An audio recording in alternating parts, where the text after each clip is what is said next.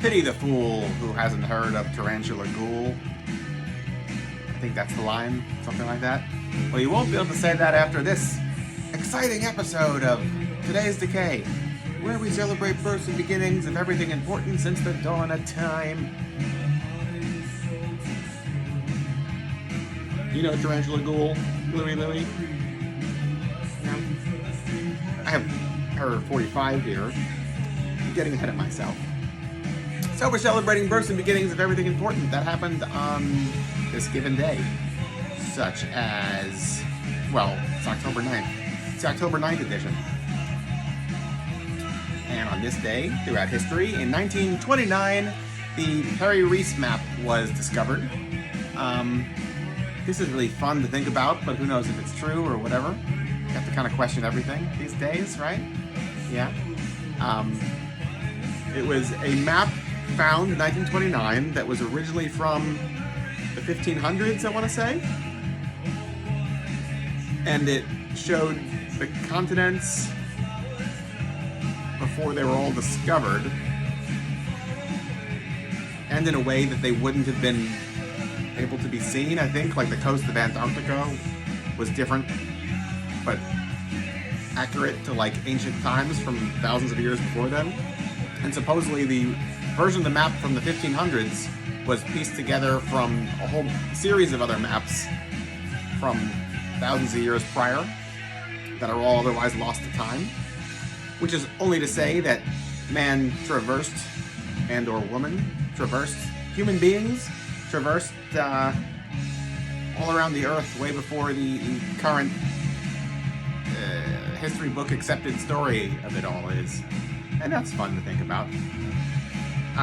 The same could be said, there's other proof there that there's like seeds or flowers or residue from flowers, plants, of stuff that existed in, or that grew in, I think, South America, found in like Egyptian mummies' tombs or something like that.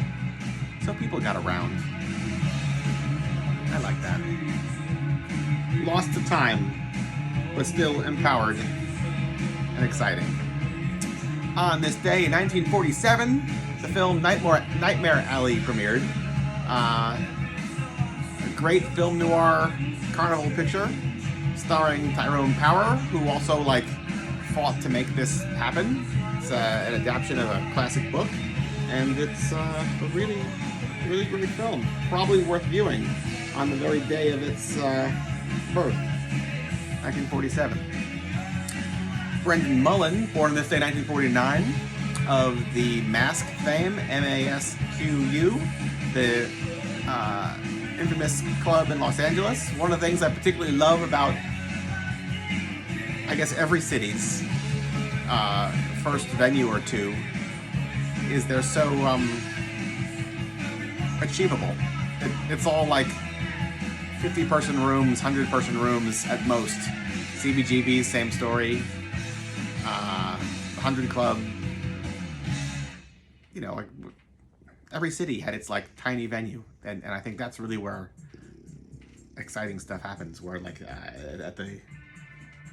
at our core, like primitive base, like you need tiny cramped rooms and darkness to like bond with each other, and that's what that's doing. So or that's what that whole setup is doing. Yeah. So anyway, also on this day, 1957, Tarantula Ghoul's House of Horror premiered. She was a horror host in the Pacific Northwest. I want to say Portland, could be wrong, I think so. Super cool. Again, 57, so nobody had seen anything like this before, sort of in the Pacific Northwest.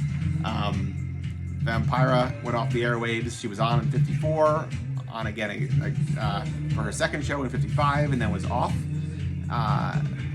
As I mentioned the other day, that was before they had like horror films they could use to horror host.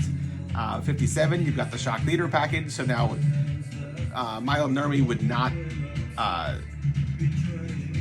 get paid off to have everybody in every region be a version of her own character, so therefore television studios decided to like find people to come up with their own characters, and that's why you have in every city various artistic, creative people coming up with their own versions. Tarantula Ghoul is such a great one.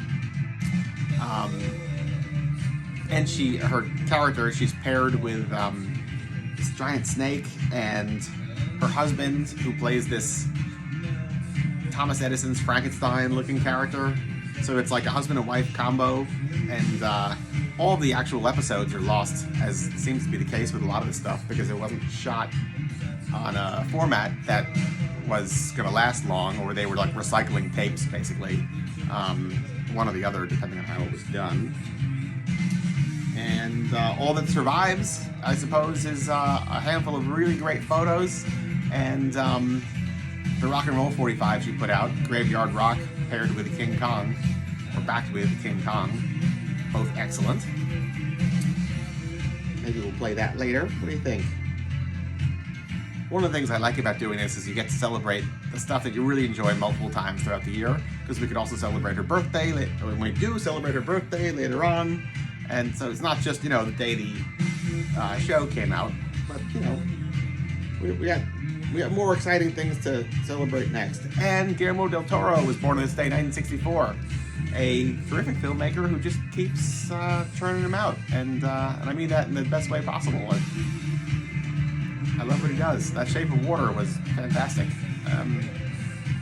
Please keep going. Is he going to do that Lovecraft adaptation? We'll see. Anyway, I think we should watch Nightmare Alley.